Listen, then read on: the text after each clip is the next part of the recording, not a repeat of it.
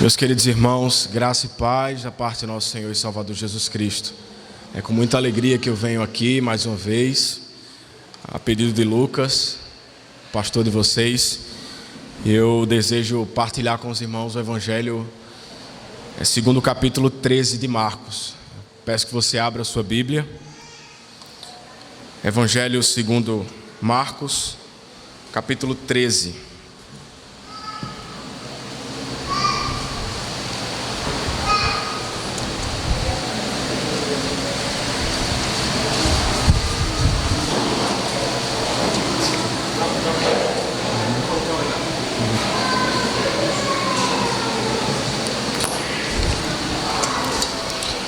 Evangelho segundo Marcos, capítulo 13. Eu peço que você ponha seus olhos apenas no verso 28. Do verso 28 ao verso 29. Diz assim o texto sagrado: Aprendam a lição da figueira. Quando seus ramos se renovam e suas folhas começam a brotar, vocês sabem que o verão está próximo. Assim também, quando virem estas coisas acontecendo, saibam que está próximo às portas. Eu lhes asseguro, verso 30, que não passará esta geração até que todas estas coisas aconteçam. Os céus e a terra passarão, mas as minhas palavras jamais passarão. Vamos a Deus mais uma vez em oração? Veto. Pai querido, Pai amado, essa é a Tua palavra. Nós Te louvamos por tamanha graça, Senhor. Para que essa Escritura chegasse até nós, muitas pessoas morreram. Muitas pessoas deram suas cabeças para que pudéssemos hoje ter acessibilidade de ler a Tua palavra. Muito obrigado, Senhor. Dá que o nosso coração seja um coração afetuoso, cheio de vontade, cheio de desejo para ler a Tua palavra e estudá-la, Senhor. Me dá graça, Senhor, eu sou um pecador, preciso do Senhor, e que os meus irmãos também possam compreender a Tua voz. Eu bem sei que Tu podes todas as coisas. Eu sei que Tu podes também salvar pecadores aqui. Eu bem sei também que Tu podes levantar aquele que está caído. Tu podes confortar aquele que sofre.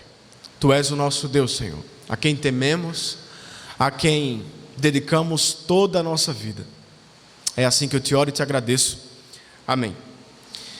Meus queridos irmãos, o discurso encontrado no Monte das Oliveiras aconteceu provavelmente 3 dias antes da crucificação. 3 dias antes da crucificação. Logo depois dos discípulos e Jesus vivenciarem o questionamento das autoridades acerca da própria autoridade de Jesus. Nós vimos os capítulos passados, quando estudamos. Esse texto trata-se do mais longo conjunto de ensinamentos do Evangelho de Marcos. Nós vemos um grande sermão de Jesus, onde o texto se estrutura como uma espécie de discurso dramático, ou discurso de despedida de Jesus. Similar ao de Paulo em Atos capítulo 20, quando ele se despede dos presbíteros de Éfeso.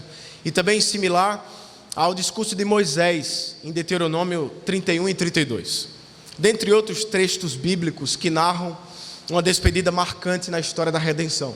Esse texto se parece muito, pois é um discurso de despedida do Senhor. Para elucidar melhor o nosso texto, deixe-me fazer algumas observações sobre o livro. O Evangelho de Marcos ele é dividido em 2 principais partes. A primeira vai do capítulo 1 ao capítulo 8, quando o texto se detém a explicar a identidade e a autoridade de Jesus. Já do final do capítulo 8 ao capítulo 16, o texto de Marcos se detém ao caminho do Salvador até a cruz e de como foi doloroso e penoso a salvação do seu povo. Portanto, nós chegamos ao capítulo 13 e estamos na segunda seção do livro, ou seja, nós estamos no momento pré-crucificação. Estamos muito próximos, para ser bem preciso, nós estamos 3 dias antes da crucificação. O assunto central da passagem de hoje é o que os estudiosos bíblicos chamam de sermão escatológico de Jesus. Se você nunca ouviu essa palavra grande e um tanto complicada, escatologia significa a doutrina do fim das coisas. Então, Jesus nesse momento se detém a explicar a doutrina do fim das coisas. Esse é o interesse de Cristo. Ele deseja explicar nas suas últimas palavras o fim e como vai acontecer esse fim. Ele deseja preparar os discípulos para enfrentar esse momento. Fundamentamos isso especialmente pela profecia que o texto nos dá. O texto se detém em uma fala de Jesus, a primeira fala, por assim dizer, acerca da queda de Jerusalém. Eventos que antecedem a sua volta. Faz total sentido porque Jesus só fala do fim de todas as coisas, porque os discípulos indagam ao Senhor o tamanho da estrutura do templo. E é por causa disso, Jesus começa a falar e começa a ilustrar o fim de todas as coisas, doutrinando os apóstolos, que nesse caso eram os discípulos, a enfrentarem esse momento. Esses acontecimentos são ilustrados pelo Senhor como sendo uma mulher em gestação. Mateus capítulo 24 vai tratar desse momento final como o princípio das dores.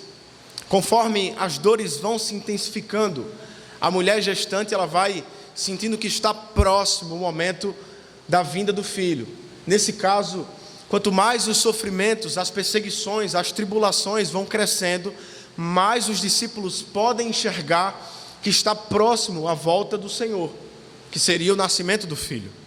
Portanto, o Senhor deseja ilustrar esse acontecimento pela mulher gestante. Tendo compreendido isso, meus queridos, como nós podemos aplicar esse texto à nossa vida? Como nós podemos aplicar a verdade de Mateus capítulo 13 ao nosso coração nos nossos dias hoje? A propósito, esse texto faz 2000 anos que foi ditado, mas ele tem relevância sim para nós hoje. Nós podemos, por meio desse texto, nos preparar bem para a volta do Senhor. E é exatamente isso que eu proponho a vocês como verdade principal. Nós devemos estar preparados para a segunda vinda de Cristo. A pergunta que fica para nós hoje é: como nós podemos nos preparar para isso? Quais são as verdades que o texto deseja nos falar para nos privar de viver alguns problemas que a volta de Cristo vai nos propor a viver? Eu acredito que o verso 1 e 2 nos dá uma primeira resposta. Devemos estar preparados para a segunda vinda de Cristo, sabendo que o juízo de Jesus é certo.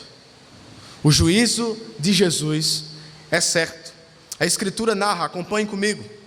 Quando ele estava saindo do templo, um de seus discípulos lhe disse: olha, mestre, que pedras enormes, que construções magníficas.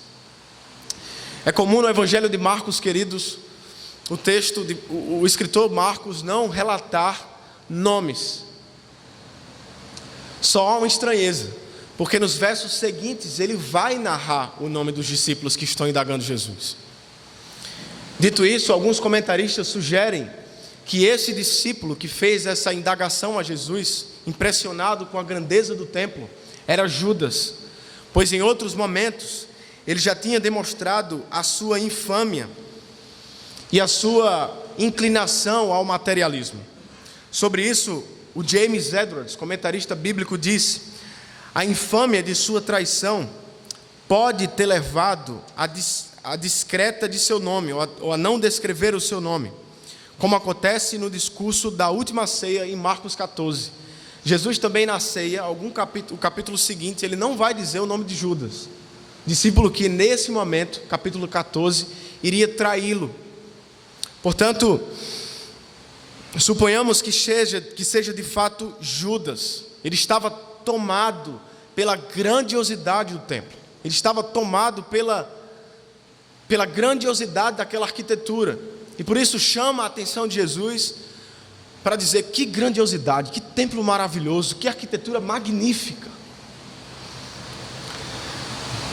Além do coração enraizado no materialismo, o coração desse discípulo também tinha certo orgulho judaico, pois os judeus olhavam para o templo e era eles que diziam: esse é o meu orgulho, eis o templo de Jerusalém. Mas qual foi a resposta do Senhor? Qual foi a resposta de Jesus? Será que ele caiu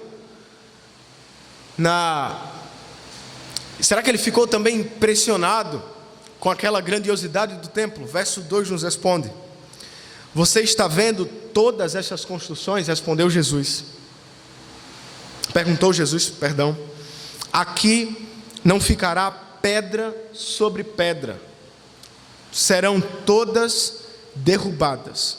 A resposta do Senhor foi totalmente improvável para aquele discípulo, para Judas no caso, como a gente defendeu. Não houve nenhum elogio àquela grandiosidade do templo, não houve nenhum espanto, não houve nenhum elogio a como os judeus conseguiram construir aquele templo. O Senhor não viu o que elogiar naquele templo. Isso é muito interessante, porque no capítulo 11, 2 capítulos anteriores, o próprio Jesus tinha dito que o templo era um covil de ladrões. Ele também já tinha simbolizado o templo como uma figueira seca, quando ele amaldiçoou a figueira, uma figueira infrutífera. Aquele templo já não estava mais, queridos, brilhando os olhos de Jesus para eles. O templo, meus queridos, já havia esquecido o propósito pelo qual ele foi erguido.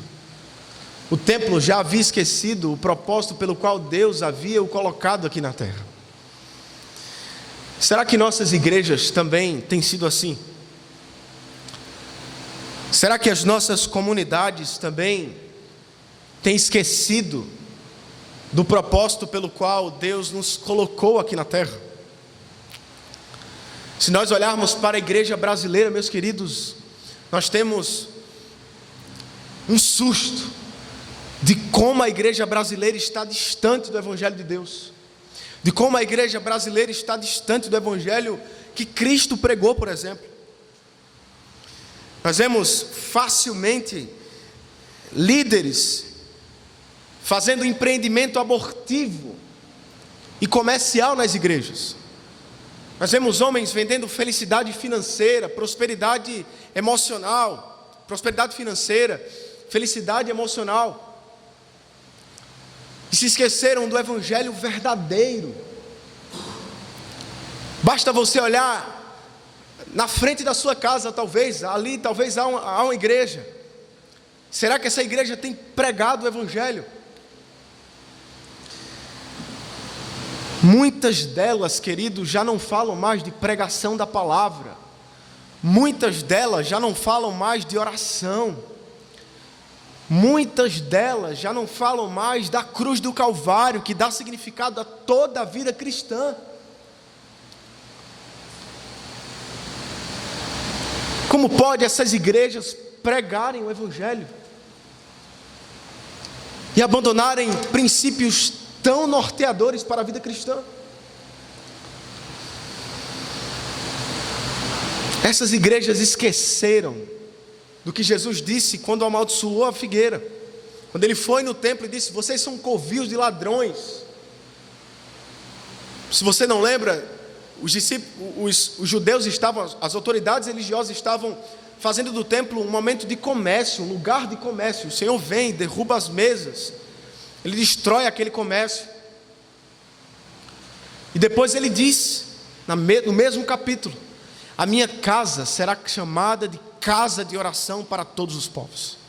Será que a nossa igreja, será que a igreja que nós conhecemos no Brasil tem sido a casa de oração para todos os povos? Ou será que temos trocado os princípios fundamentais de como ser uma igreja saudável para seguir esse devaneio teológico que o Brasil vive?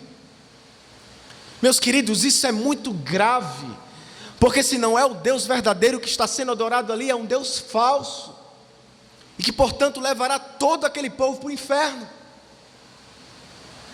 É isso que vai acontecer.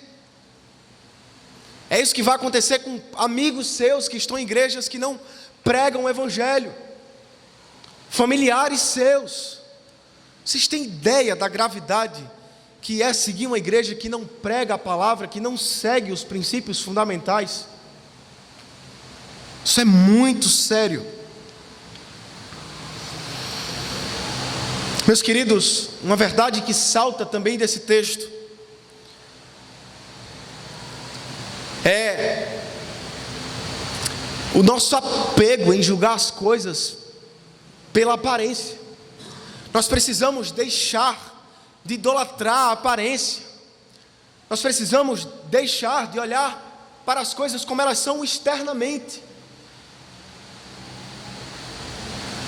Não significa que uma igreja que tem uma mega estrutura, que tem um bom orador no final de semana, bons músicos, um som de ponta, câmeras de alto nível,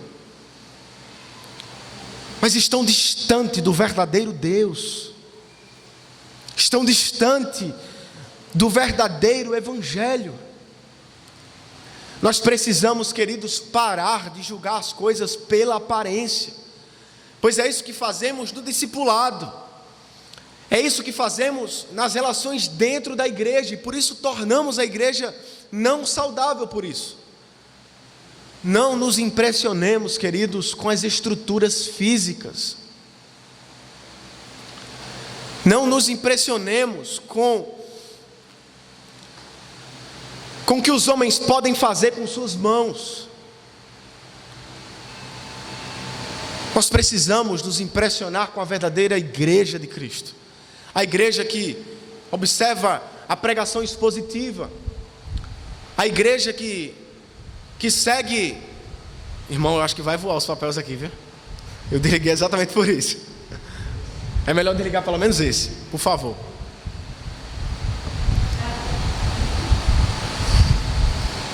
Queridos, nós precisamos admirar as igrejas que pregam o evangelho verdadeiro. Nós precisamos admirar as igrejas que oram. Nós precisamos admirar as igrejas que focam na escola bíblica, na instrução, no equipar dos crentes. Nós precisamos admirar uma igreja que foca a sua doutrina na membresia, no discipulado. Não se impressionem com grandes templos. Não sejam como Judas, ou talvez como aquele discípulo, se você preferir não nomear de Judas. Não se impressione com a grandeza do templo. Ao contrário, busque as marcas de uma igreja saudável. As megas igrejas podem impressionar os nossos olhos, mas elas não podem produzir verdadeiros crentes. As megas igrejas podem trazer multidões aqui. Bastava apagar as luzes, bastava trazer um bom músico, bastava prometer vitória e bênção em poder do Espírito e fogo, que aqui poderia encher de 300, 400 pessoas. Mas ao sair daqui, a vida dessas pessoas seriam as mesmas. Elas não seriam alcançadas pelo Evangelho. Grandes igrejas podem fazer grandes coisas aos olhos dos homens, mas não aos olhos de Deus. Que Deus tenha misericórdia de nós. O Senhor não está preocupado, queridos, com a estrutura da igreja. O Senhor não está preocupado, apesar de nós termos que cuidar da estética da igreja. Nós precisamos cuidar do templo, do lugar que nós oramos, que nós buscamos o Senhor. Mas Deus não está preocupado primariamente com a estrutura da igreja. Deus não está preocupado com a estética da igreja. Deus está preocupado se a igreja está fazendo o que Ele determinou que ela o fizesse. Paremos de idolatrar a aparência. Paremos de buscar as coisas tocáveis e tangíveis. Busquemos o padrão bíblico para ser uma igreja. Você consegue se lembrar da missão da igreja, queridos? Você consegue se lembrar do que Deus pediu que você fizesse por meio dos apóstolos? Você se lembra do que a Escritura fala sobre a doutrina central da missão da igreja? A missão da igreja não é fazer um bocado de adolescente dançar e pular aqui, meus irmãos. A missão da igreja é fazer discípulos. É você criar os seus filhos, tornando-os discípulos de Cristo, a ponto de perderem as suas cabeças, se assim for o caso. O que a Escritura pediu que nós fizéssemos era manter uma vida de oração, manter uma vida de santidade, manter uma vida de busca, de amor por Ele. Sem isso, queridos, nós estamos fazendo mero centro religioso aos domingos, onde agrupamos pessoas parecidas conosco. Estamos caminhando a passos largos para a saúde da igreja, da saúde da igreja. Que Deus tenha misericórdia de nós. Meus irmãos, ainda como aplicação desse ponto, eu gostaria de trazer a sua atenção, de chamar a sua atenção para o lado julgativo de Jesus. Jesus não é apenas aquele mestre bonzinho, aquele Senhor que, como o mundo gosta de falar, tem muito amor para dar, se parece mais com o mordomo do universo do que o rei de toda a terra. Jesus falou, meus queridos, esse grande empreendimento que vocês estão vendo, discípulos, não sobrará pedra sobre pedra. Houve a profecia de juízo de Jesus. O juízo de Jesus é certo contra aqueles que distorcem o propósito final do templo. Se você quiser trocar a palavra templo por igreja, igreja. O juízo de Jesus é certo, certamente virá, certamente alcançará o povo que se chama pelo nome dele, mas que na prática não vive como povo de Deus. Deus tenha misericórdia. Meus queridos, nós vemos aqui um juízo muito grande de Deus. Nós vemos aqui, por meio dessas aplicações do texto bíblico, doutrinas saudáveis para a nossa igreja, que nós possamos praticá-la, nós possamos correr para o Evangelho. Devemos estar preparados também.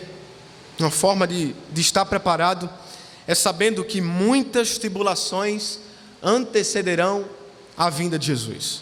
Do verso 3 ao verso 23, seguimos o texto, por favor, acompanhe comigo. Tendo Jesus se assentado no Monte das Oliveiras, de frente para o templo, Pedro, Tiago, João e André perguntaram em particular.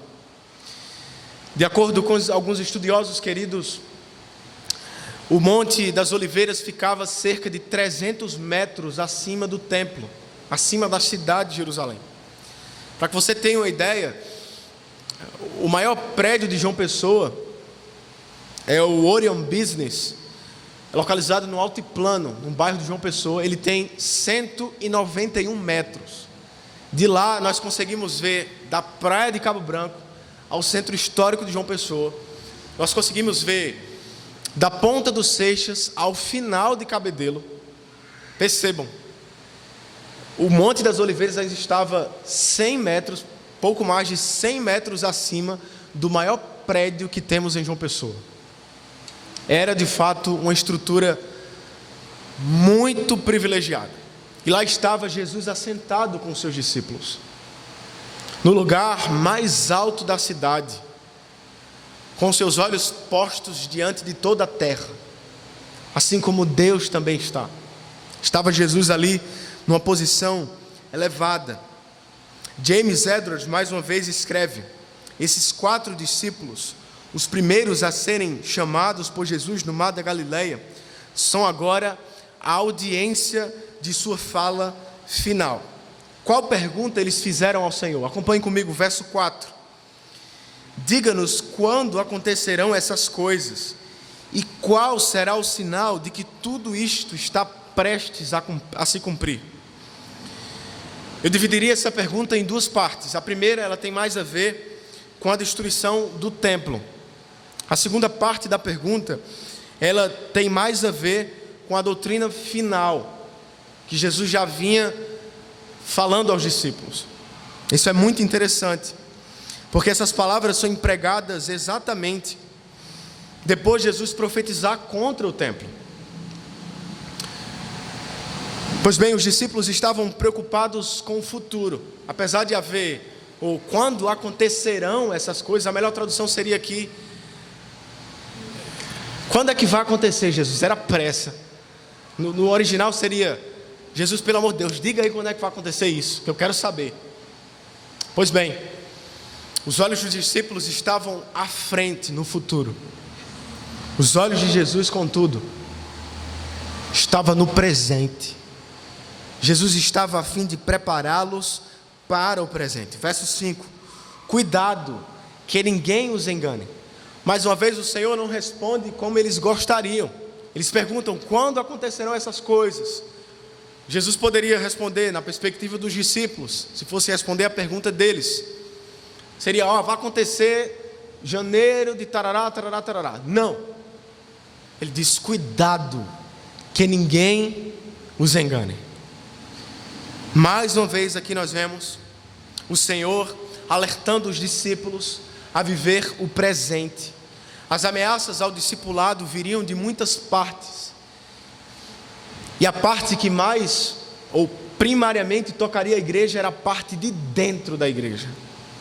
Perceba o verso 6: muitos virão em meu nome, dizendo: sou eu, e enganarão a muitos.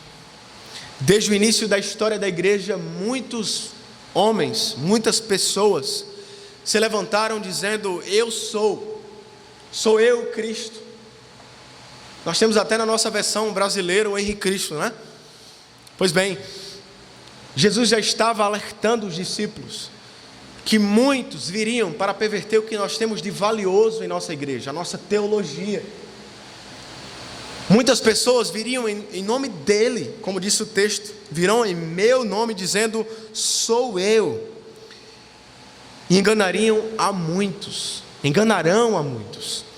Eu gostaria de fazer uma observação sobre essa frase do capítulo 6, o eu sou.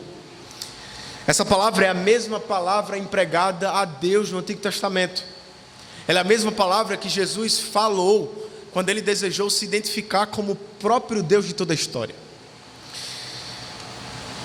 Contudo, com isso, melhor dizendo, nós percebemos que no discurso dos falsos cristos e no discurso do Deus verdadeiro não há nenhuma diferença, pelo menos na sua identidade.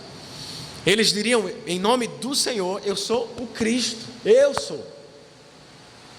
Como nós poderemos identificar, queridos?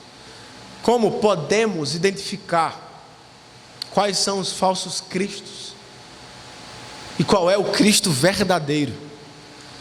Meus queridos, pela palavra. Eu acho que essa é a melhor forma de alcançar discernimento.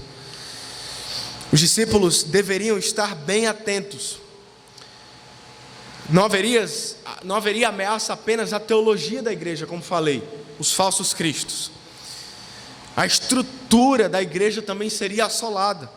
Versos 7 e 8, acompanhem comigo. Quando ouvirem falar de guerras e rumores de guerras, não tenham medo. É necessário que tais coisas aconteçam, mas não é o fim. Nação se levantará contra nação e reino contra reino. Haverá terremoto em vários lugares e também fomes. Essas coisas são o início das dores. Meus irmãos, essa lista também aparece na lista de Apocalipse capítulo 6, quando João deseja mostrar na sua visão grandes catástrofes que aconteceriam na terra.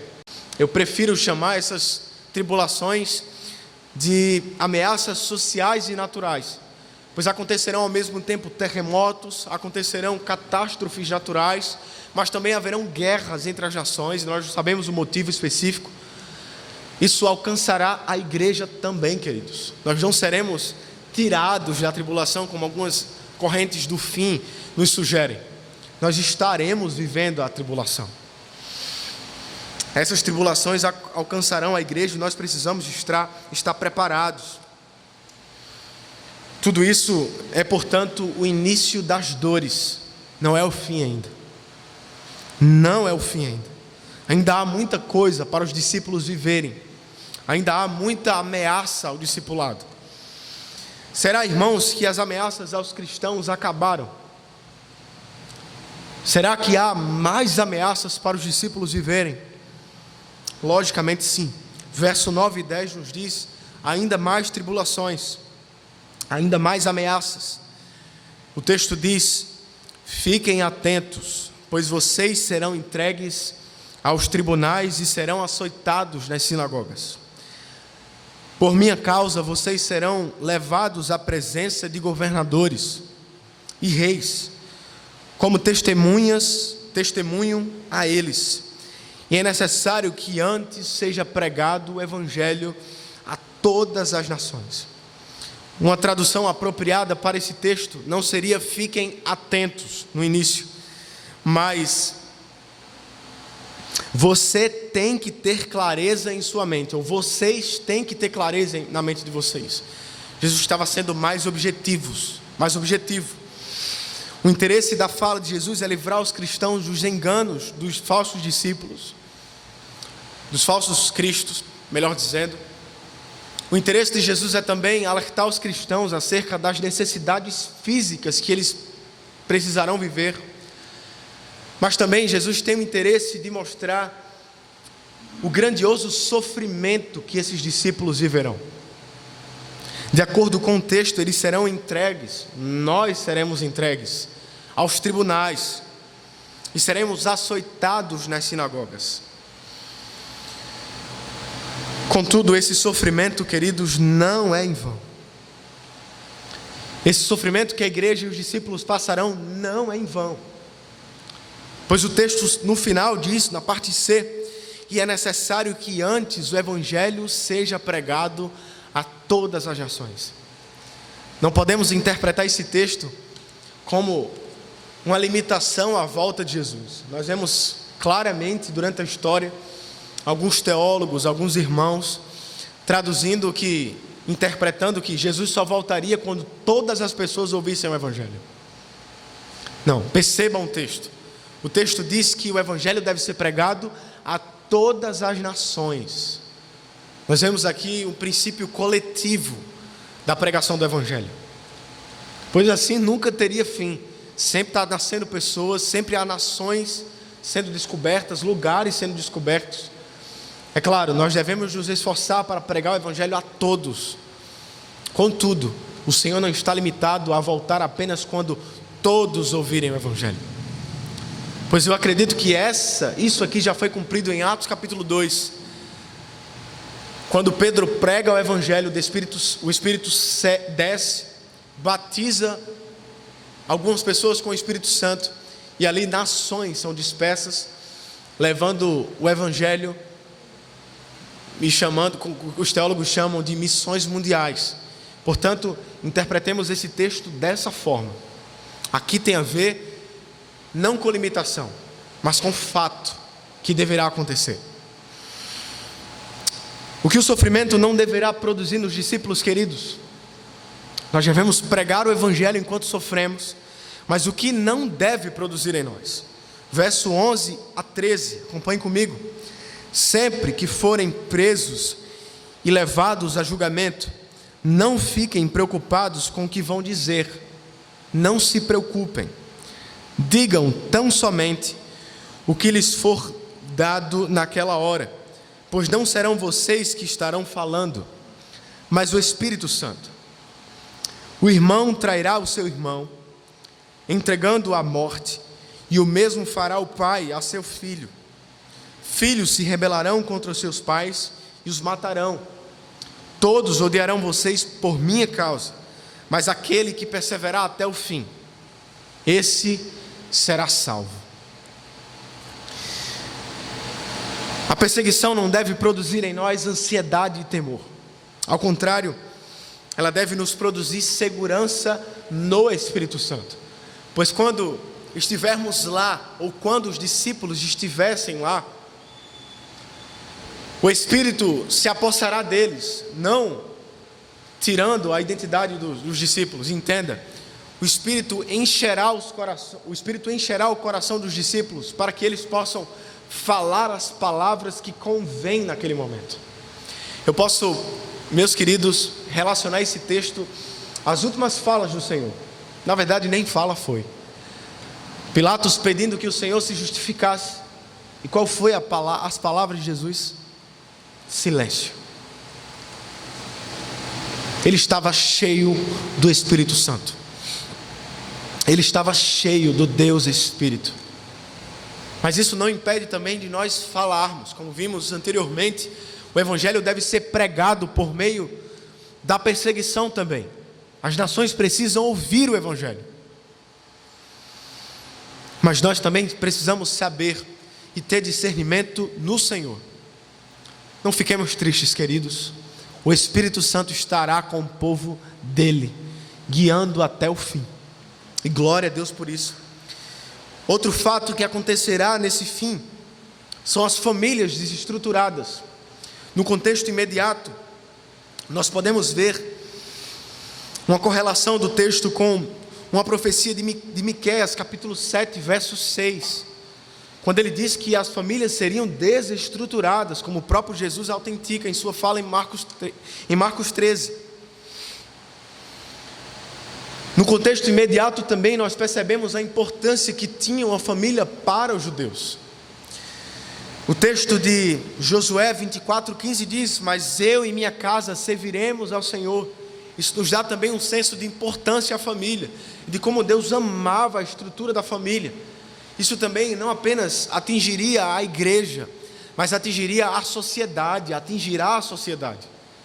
Pois a família é a base de tudo. É por meio da família que a sociedade cresce. É por meio da família que a sociedade produz cultura.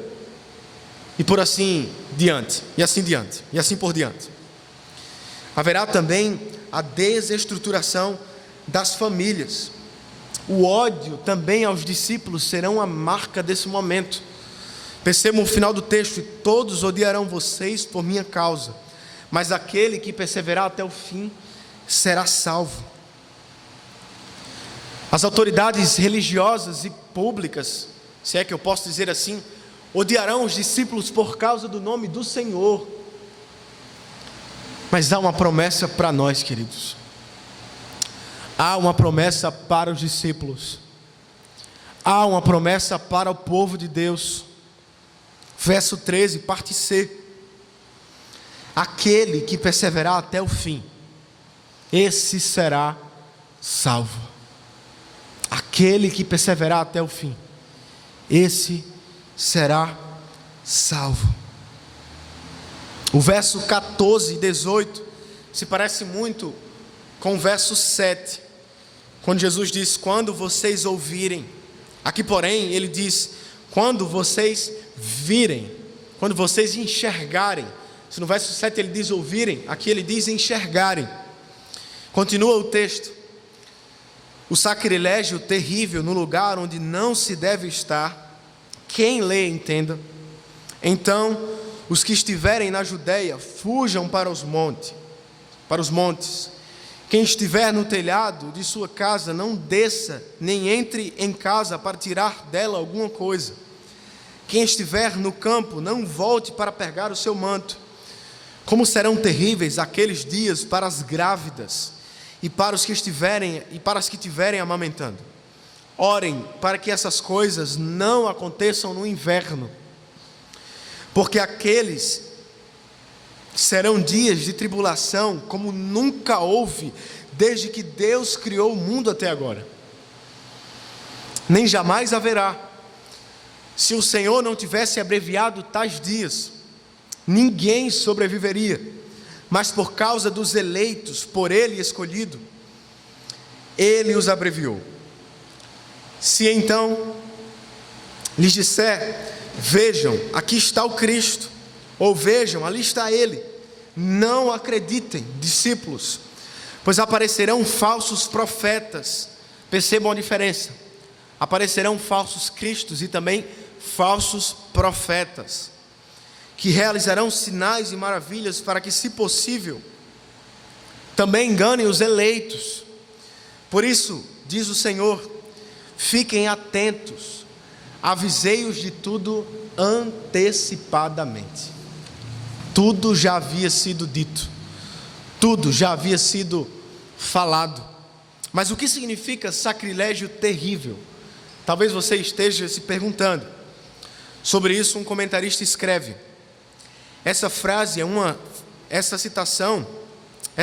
retirada de 3 referências enigmáticas em Daniel,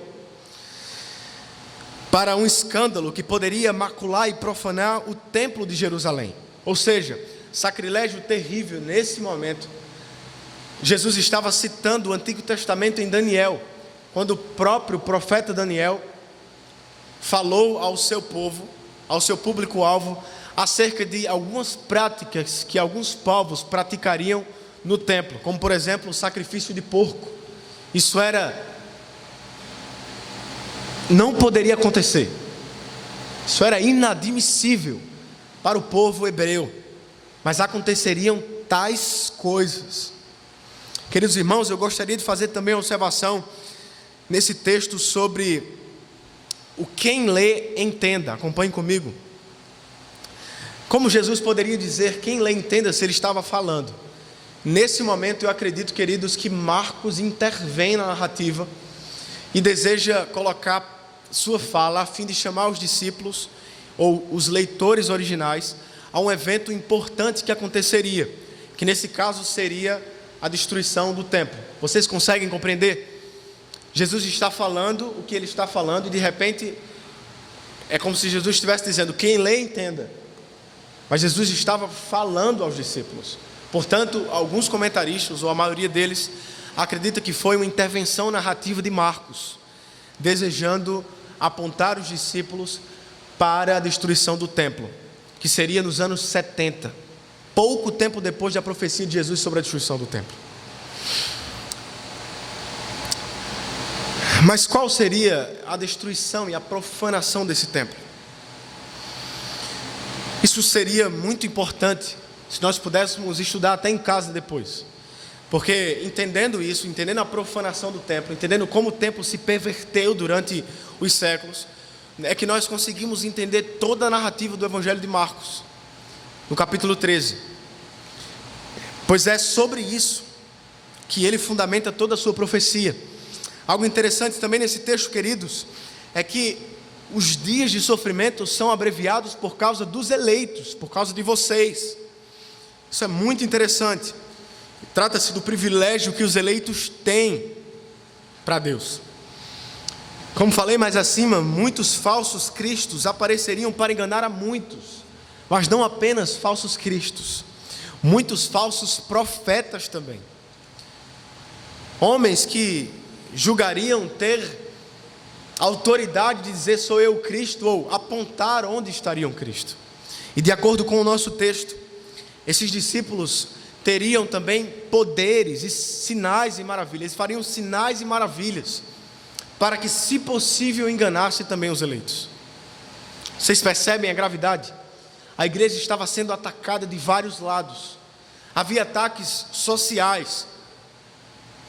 Haverão ataques também naturais, catástrofes, ameaças, fome, ataques na teologia da igreja, falsos cristos, falsos profetas.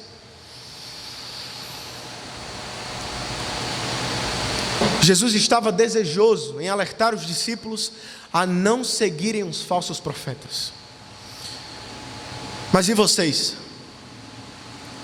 Quais líderes vocês têm seguido? Sobre qual fundamento vocês estão sendo instruídos. Falsos líderes se levantarão na igreja, queridos.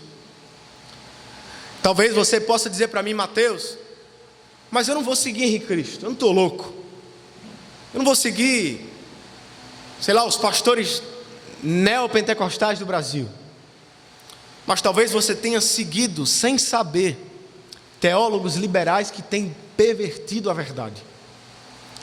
Talvez você tenha dado ouvido a pregadores que focam a doutrina no homem e esquecem a palavra de Deus. Talvez você tenha seguido pessoas que não mais seguem o Evangelho, mas trocaram o Evangelho pelo liberalismo, negando a divindade de Cristo, negando a infalibilidade das Escrituras. Avalie seu coração, queridos. O que devemos fazer? O que devemos fazer diante disso? O que devemos fazer, meus irmãos? Nós precisamos correr para longe desses homens. Nós precisamos nos fundamentar na doutrina bíblica. Nós precisamos nos fundamentar na doutrina apostólica. Nós precisamos nos submeter a homens bíblicos, a homens que seguem e ensinam as Escrituras, para que não sejamos enganados por esses homens pervertidos, que pervertem a verdade. Que Deus tenha misericórdia.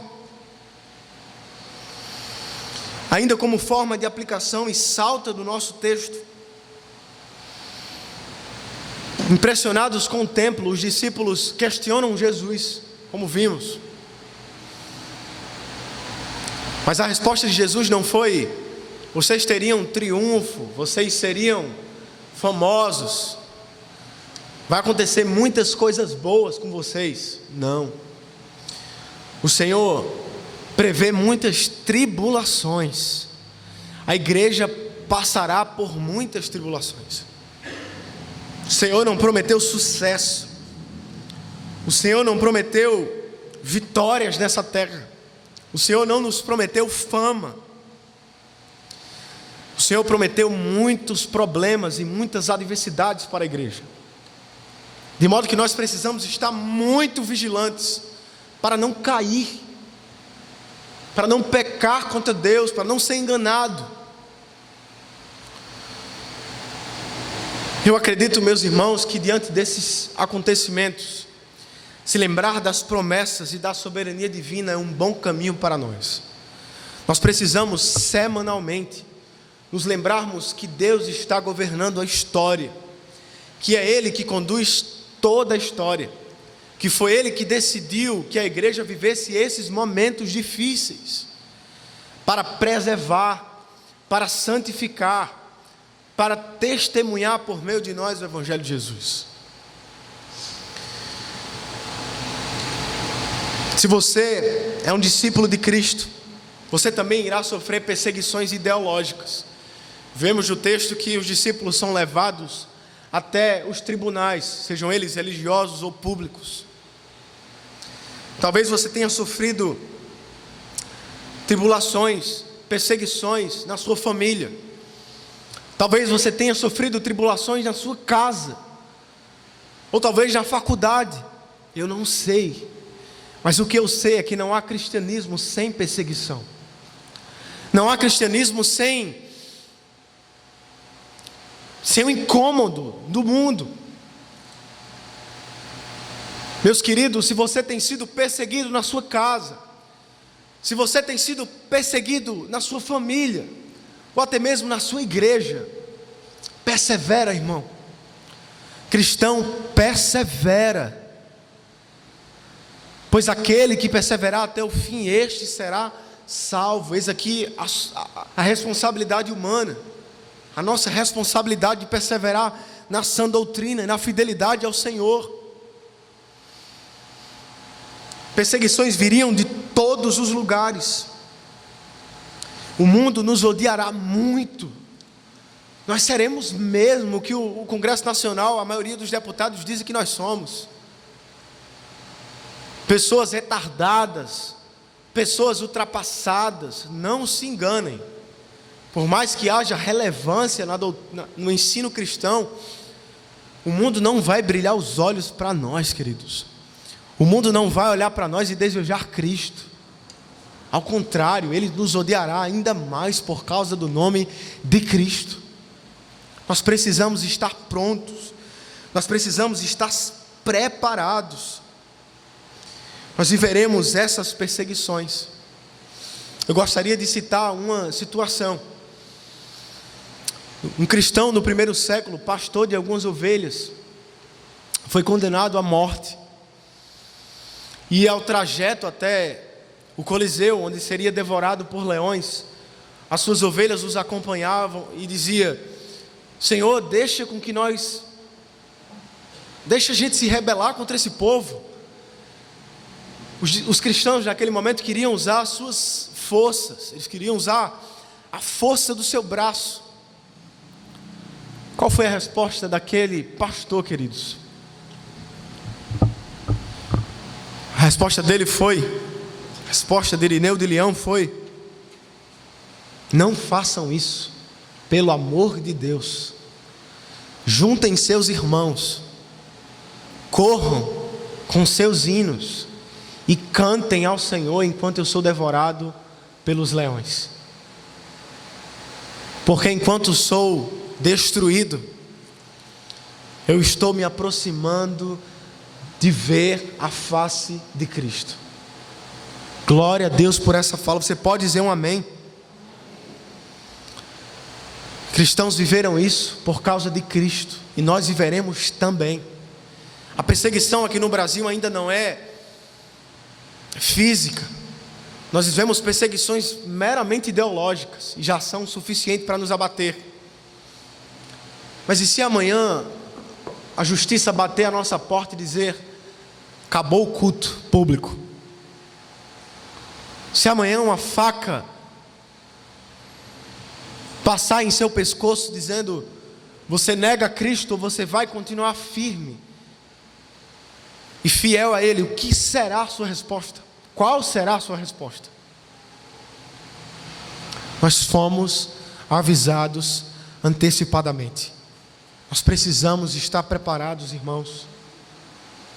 Fiquei sabendo recentemente que eu não estou associando uma coisa a outra, e estou ao mesmo tempo. Fiquei sabendo recentemente que um ex-pastor assembleano se converteu ao islamismo. E ele já está fazendo células de evangelismo no altiplano.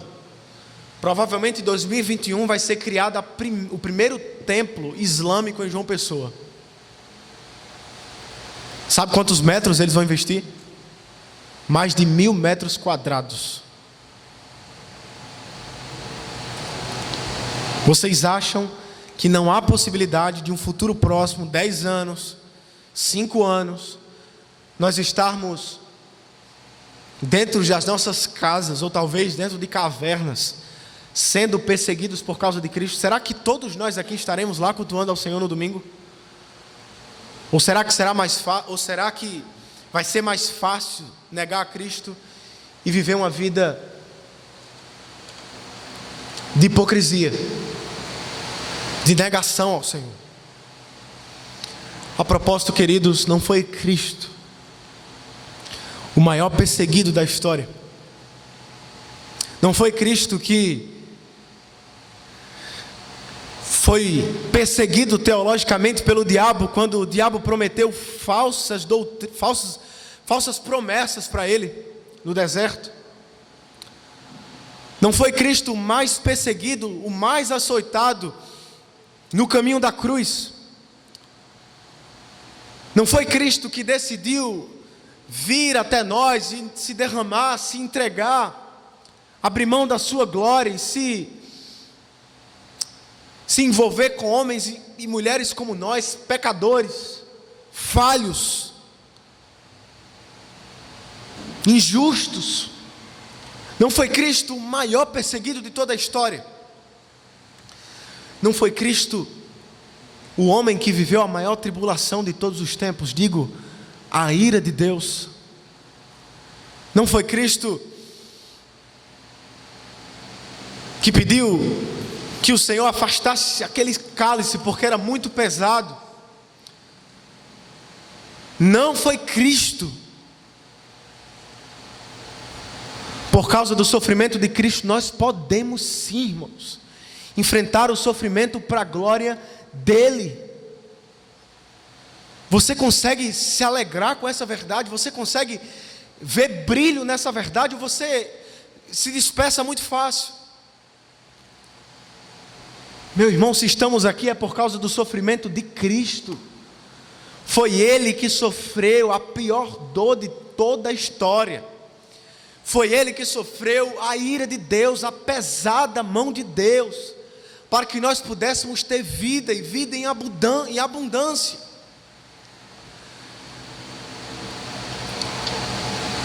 Nós só podemos ter acesso ao trono de Deus por causa de Cristo e Ele somente. Que Ele seja entronizado, que Ele seja exaltado, que Ele seja glorificado, que Ele seja temido e adorado. Somente Cristo, irmãos. Não há beleza, não há vida fácil, não há tranquilidade sem Cristo, irmãos. É melhor sermos perseguidos com Cristo do que vivermos uma vida alegre, mas caminhando a passos largos para o inferno. Foi as chagas de Cristo que nos fez estar aqui. Foi o sofrimento de Cristo que nos alcançou. Foi a graça salvadora do Senhor. Foi a justiça imputada a nós. Que nós possamos nos alegrar da justiça de Cristo, irmãos. É Ele o centro da igreja. É Ele o centro de toda a história. É Ele o significado da tribulação. É Cristo. E Ele somente. Se renda a Ele, meu querido. Lembre-se disso. Quando você sofrer, foi Cristo, o servo sofredor, o homem que mais sofreu na história, porque Ele não precisava sofrer, mas escolheu voluntariamente.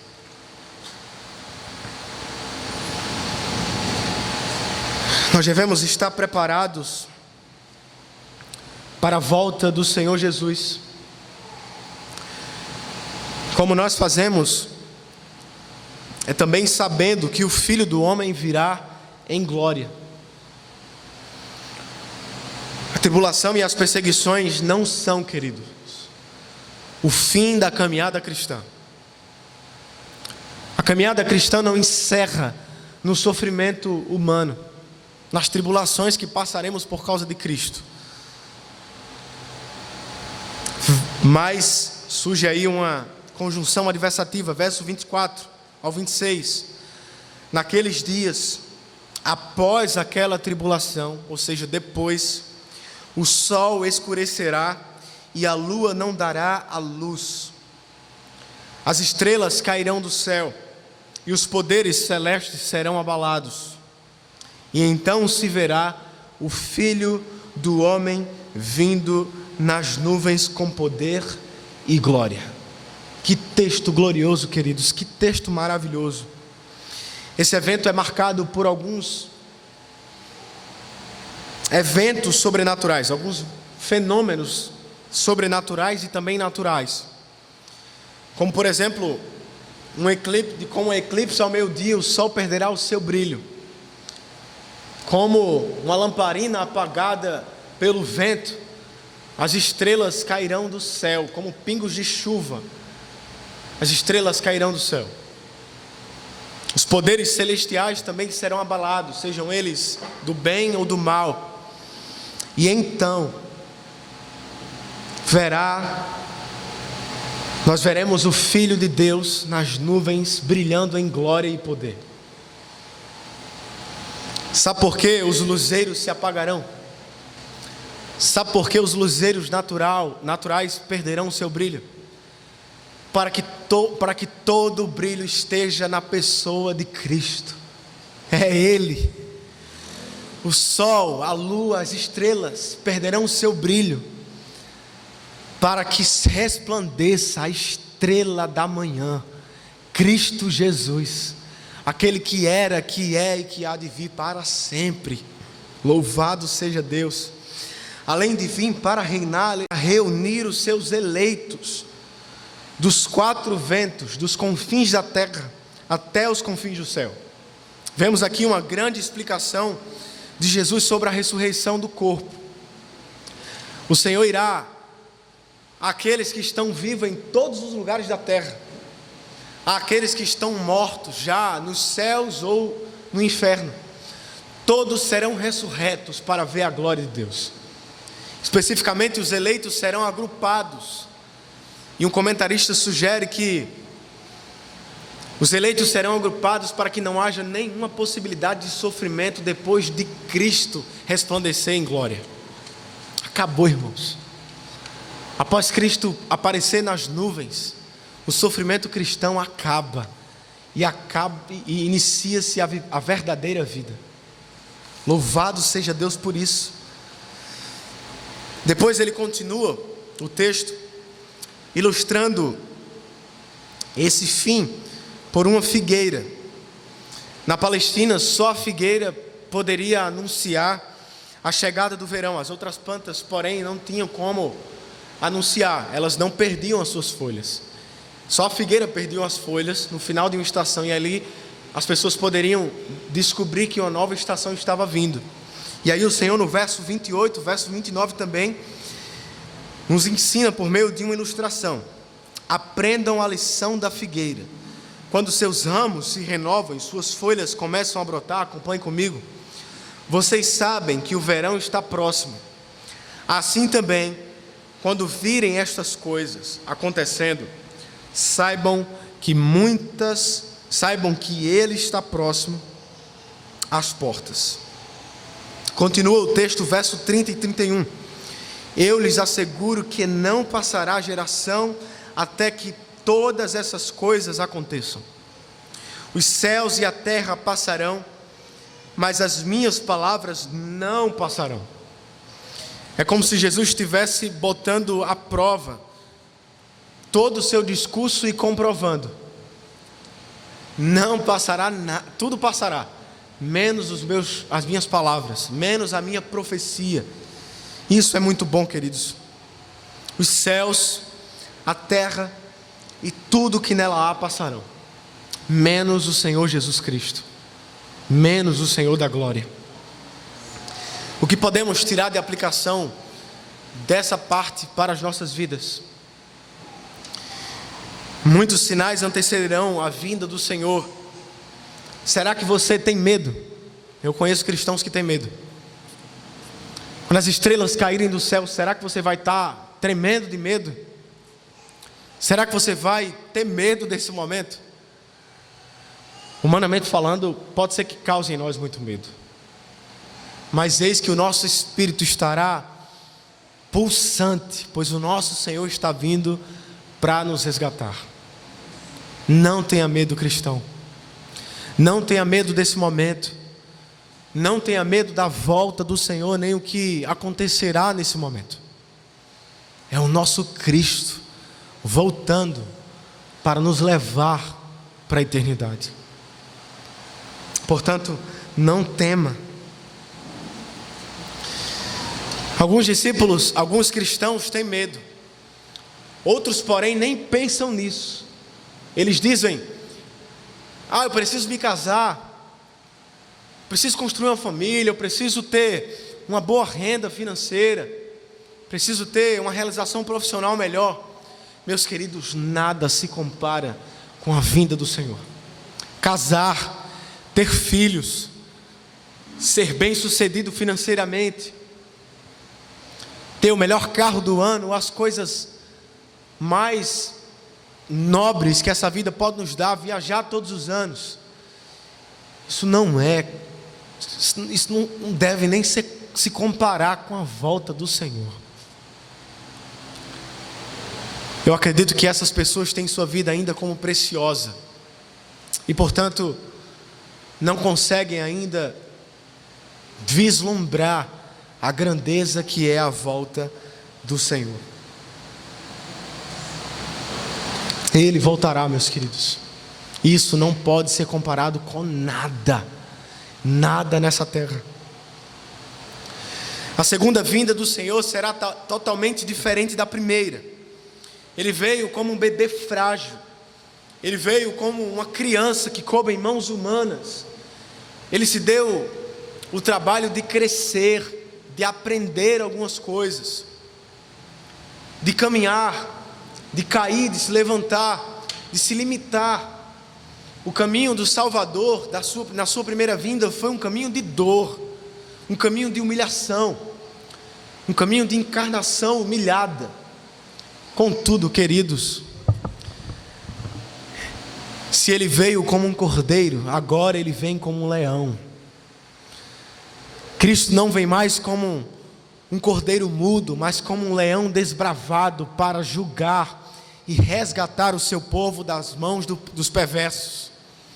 Cristo virá como aquele juiz que sentará no trono do universo com os seus eleitos para reinar para sempre. Não confundam Cristo com um bebê frágil. Não confundam Cristo como um homem de dores agora. Ele está sentado no trono de glória, reinando para sempre sobre toda a história, sobre todos os povos, sobre todo o mundo, sobre toda a história. A segunda vinda de Cristo será em glória. Mas Ele não fará outra coisa, queridos. Ele não julgará antes de agrupar os seus eleitos, antes de restaurar o coração dos seus eleitos, como vimos no texto. Ele vem primeiramente e diz: anjos, peguem meus eleitos. Cadê os meus amados? Tragam-nos aqui. E só assim depois virá o julgamento do Senhor. Pois foi assim com Noé. O Senhor não julgou a terra enquanto Noé não estivesse bem guardado na arca. Nós também, como Noé, estaremos bem guardados nas asas daquele que era, que é e que há de vir, e que sempre será o Deus de toda a glória, o Deus dos céus e da terra, aquele que reina sobre tudo. Nós estaremos bem guardados debaixo de suas asas.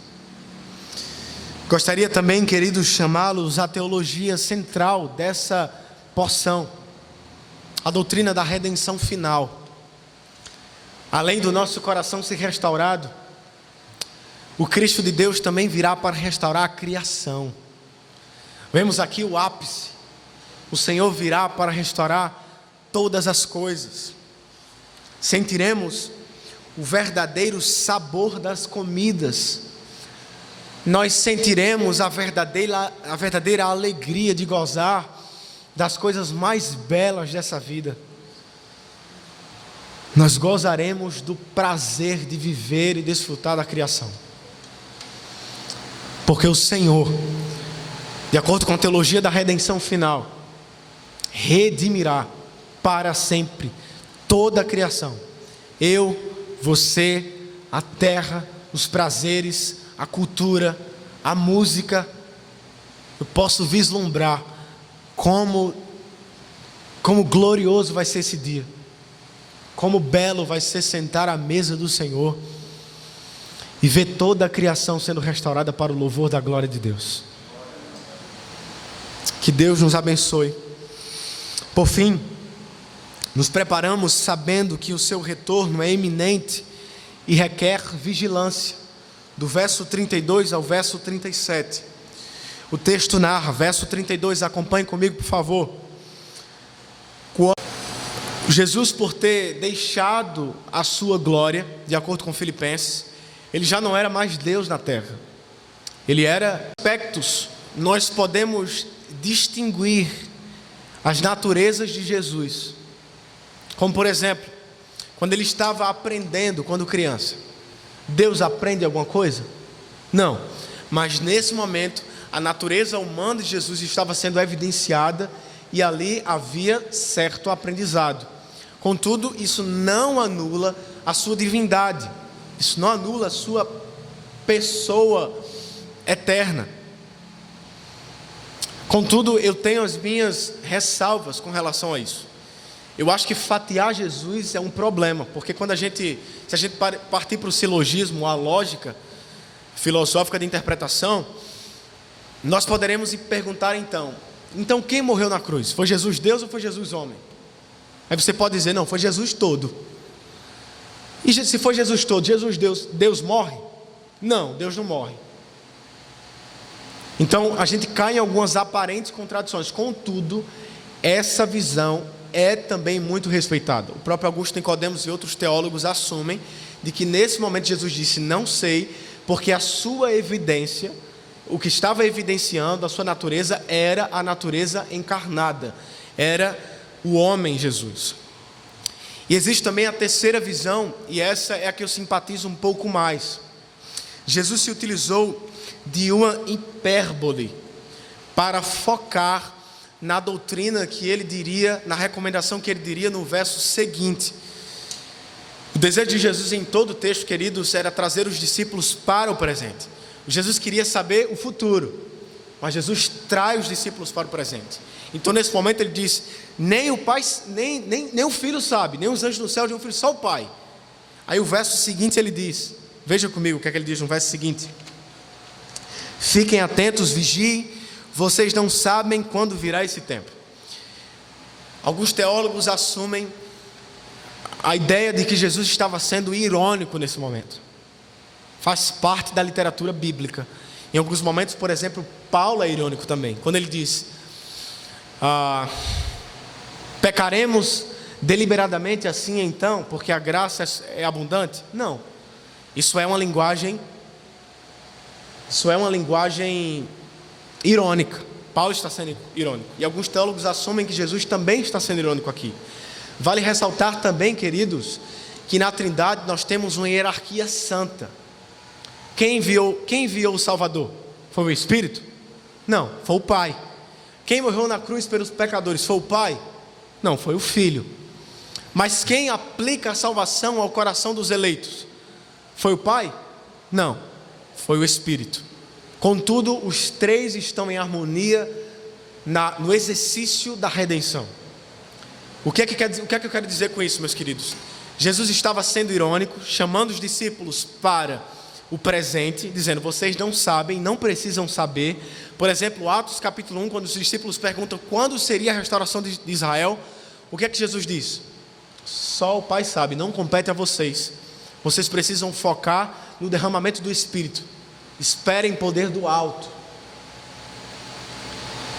Ou por exemplo, quando Jesus no próprio Marcos, e eu preguei esse texto aqui, quando ele diz, na mulher do fluxo de sangue, perguntando à multidão quem tinha tocado ele. Será que Jesus não sabia quem tinha tocado ele? Ele sabia, mas ele queria chamar a atenção do povo para o presente, para aquele momento. Então nesse momento eu acredito que Jesus está chamando a atenção dos discípulos de forma irônica e também de forma submissa, trinitariamente falando, dizendo, a Deus compete saber isso, a Deus Pai compete saber isso. É tanto que ele usa a linguagem da Trindade, Pai, Filho. Ele não usa Redentor, ele não usa Salvador, ele não usa Filho do homem, ele usa Pai e Filho, ilustrando para nós a figura do Deus pré-encarnado, do Cristo pré-encarnado. Então acredito que também, além de ser irônico, Jesus está sendo fiel e também hierárquico de forma santa. Portanto, não trata-se de uma limitação na divindade de Jesus. Ele estava chamando os discípulos para o presente. Fundamentamos isso especialmente pelo versículo 33, quando ele diz, fiquem atentos, vigiem, vocês não sabem quando virá esse tempo. Mais uma vez, uma ilustração para explicar melhor aos discípulos a necessidade de vigiarem. Verso 34 e 37. É como um homem que sai de viagem. Ele deixa sua casa encarregada encarregada de tarefas, cada um dos seus servos, e ordena ao porteiro que vigie. Portanto, vigiem, porque vocês não sabem quando o dono da casa voltará. E se à tarde, à meia-noite, ao cantar do galo, ao amanhecer. Se ele vier de repente, que não os encontrem dormindo. O que lhes digo a todos, vigiem. Quais os deveres práticos que nós podemos fazer? E eu termino a minha fala com essas aplicações para esperar o Senhor com expectativa e vigilância. Primeiro, eu acredito que nós devemos vigiar. Você precisa vigiar, queridos. Nós devemos se lembrar todos os dias de que o Senhor irá voltar, de que a salvação, a volta do Senhor é iminente, está próximo, está perto. Nós precisamos relembrar o nosso coração constantemente de que Ele está às portas, de que Ele voltará em breve. Não devemos nos envolver com filosofias vãs que tiram a nossa atenção. Não se entregue demais ao entretenimento. Não se entregue demais às coisas que fazem os seus olhos brilharem demais para essa terra aqui, para isso daqui. Vislumbrem a eternidade. Vigie. Pense na eternidade. Pense nos céus. Pense na volta do Senhor. Essa é uma realidade para nós, para a nossa igreja. Segunda forma nós devemos também orar. Precisamos manter uma vida regular de oração, queridos. Precisamos manter uma vida em comunhão com o Senhor. Se você não consegue, comece chamando o seu parceiro, o seu cônjuge, se é casado, o seu namorado, sua noiva, para orar. Chame seu melhor amigo também para orar ao Senhor, para lembrar da volta de Cristo, para meditar nas Escrituras Sagradas.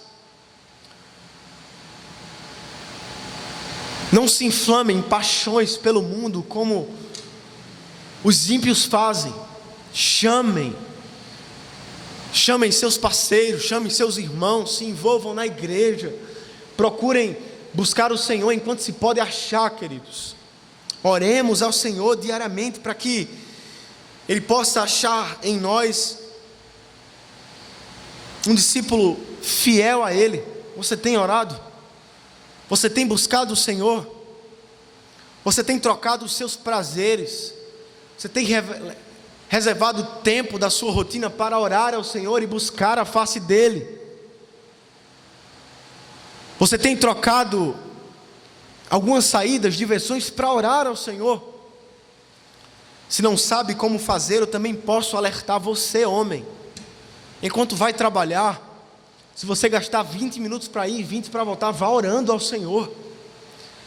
Você terá 40 minutos por dia de oração. Mulher, se você não sabe como fazer enquanto faz as suas atividades do lar, enquanto você trabalha, enquanto você vem do seu trabalho também, ore ao Senhor, não ligue a TV, ore ao Senhor. Eu não estou sendo contra a televisão, contra a Netflix, gosto bastante, inclusive. Mas não troquemos aquilo que é mais glorioso por coisas supérfluas, por coisas passageiras. Nós devemos orar, irmãos. Pais, eduquem seus filhos, orem com seus filhos, ainda que eles sejam crianças de braço. Pegue seu filho ao terminar a noite e ore com ele. Fale na oração sobre a volta de Jesus. Pregue o Evangelho ao coração do seu filho. Nós devemos orar, irmãos. Nós devemos buscar o Senhor. Nós devemos também trabalhar, queridos. Você pode trabalhar aqui como serviço, trocar a palavra trabalhar como serviço. Nós somos chamados por um Deus que se fez servo. Nós somos chamados por um Deus que se entregou, que foi humilde no serviço. Nós também precisamos servir. E isso eu não digo apenas na igreja. Nós precisamos testemunhar às nações o Evangelho que nos salvou, seja na sua vocação, mulher, na área do direito, na área da economia, do jornalismo, da psicologia, da psicopedagogia, seja lá o que for, você precisa testemunhar. Homem, você também. Na área econômica, na área política, nós precisamos testemunhar do Evangelho. Nós precisamos pregar o Evangelho. Você que trabalha no lar também precisa fazê-lo. Seja a melhor dona de casa que o mundo já viu. Limpe a sua casa como Deus vai limpar a terra dos ímpios. Nós precisamos influenciar a cultura, trabalhar em serviço dentro e fora da igreja. Nós precisamos trabalhar, irmãos.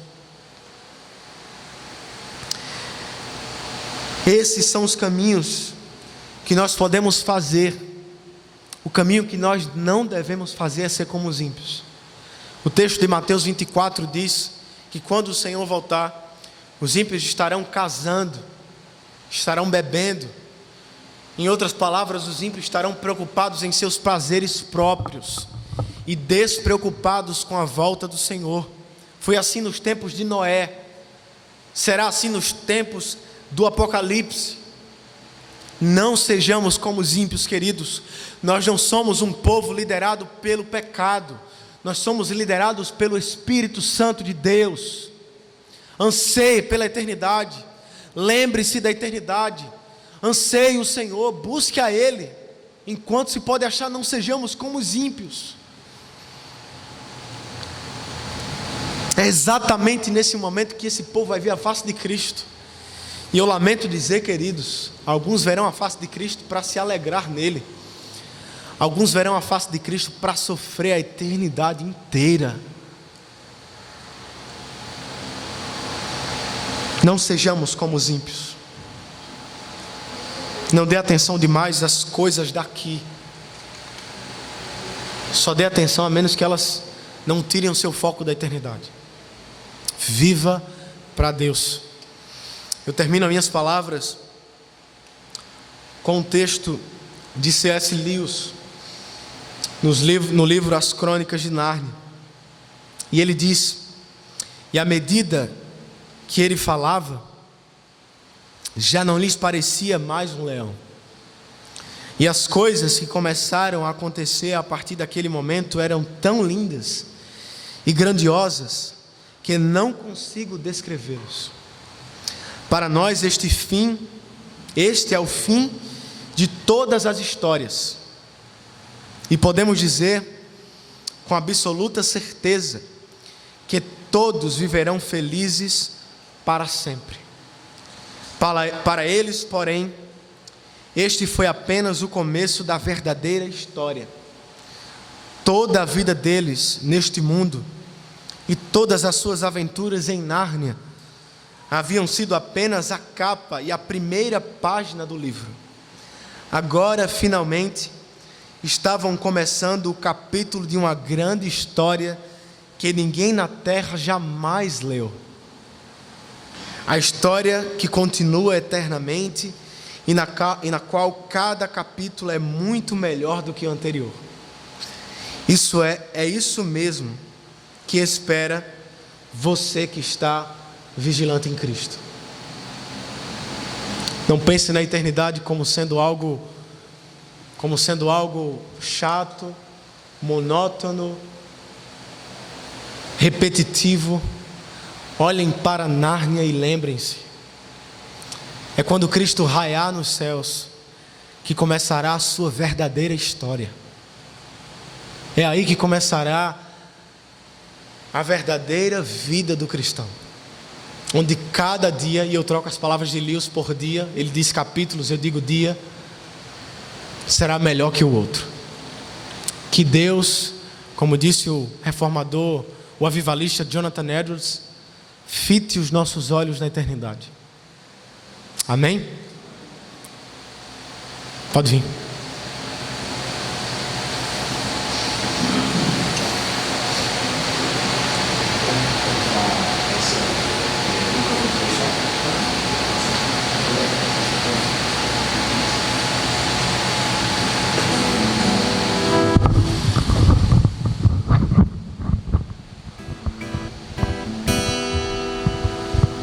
Eu queria que você cantasse conosco.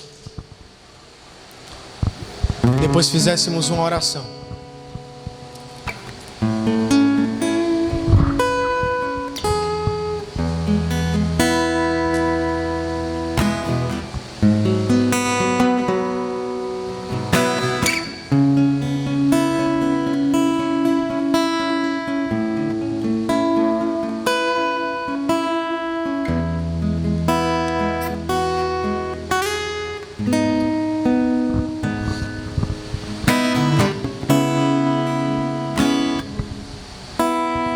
Oi, som.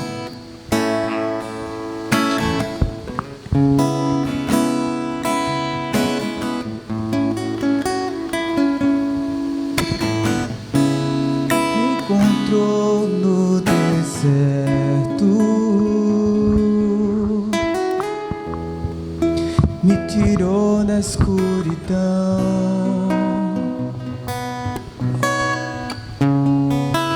me levou à sua luz, me deu um novo coração. Oh, nunca me deixou quando mais precisei. Você esteve aqui. E eu sei bem quem é. Você que me salvou. Eu nunca mereci.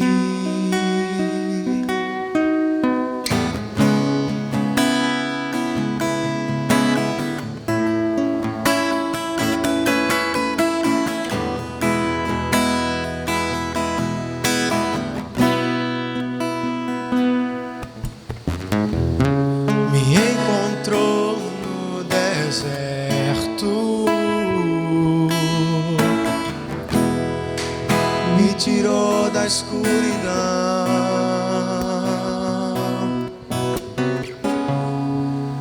me levou à sua luz, deu um novo coração. Eu nunca vou te deixar. Você não me deixou. Para onde eu irei? Sem ti eu nada sou. E olhando pra sua cruz, sei pra onde eu devo ir. Nós iremos pra lá. Sua graça me alcançou. Eu não posso desistir. Oh, nunca me deixou quando eu mais precisei. Você esteve aqui.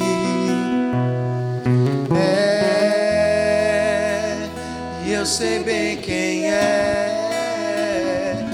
Sei quem me salvou. Eu nunca mereci.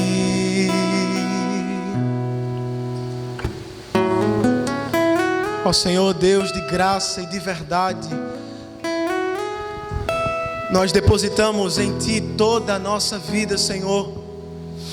Nós exaltamos Cristo na posição mais elevada desse lugar. Ó Deus, nós não somos dominados aqui pelo dinheiro. Nós não somos dominados aqui, Senhor, pela riqueza. Nós não somos dominados aqui, Senhor, pela glória, pela fama. Nós não somos dominados, Senhor, pela aprovação dos homens. Ó Deus, nós somos representados aqui por Cristo e este crucificado. É nele que nós derramamos aqui toda a nossa adoração, todo o nosso louvor. É a Ti, Senhor, que nós depositamos a nossa vida, Pai. Ó Cristo, ó Cristo, ó Cristo. Louvado seja o Teu nome, Senhor. Ó Cristo, Tu és exaltado, Senhor. Tu és exaltado, Tu és glorioso, Tu és eterno, Senhor. Cristo, Cristo, Cristo, Cristo, Cristo. Somente Cristo. nos faça desejar Cristo. Nos faça desejar Cristo, Senhor, somente Cristo. Cristo, Cristo, Cristo e este somente. Oh Deus, que nós venhamos ansiar Cristo todos os dias, Senhor. Que nome, Senhor, que nome. Que nome, Senhor, que nome, Senhor.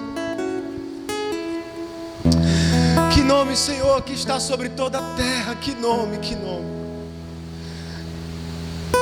nós venhamos exaltar somente a Ti, Senhor. Somente a Ti a honra, a glória e o louvor. Nos prepare para o encontro, Senhor. Nos prepare para o encontro com o nosso amado. Fite os nossos olhos na eternidade.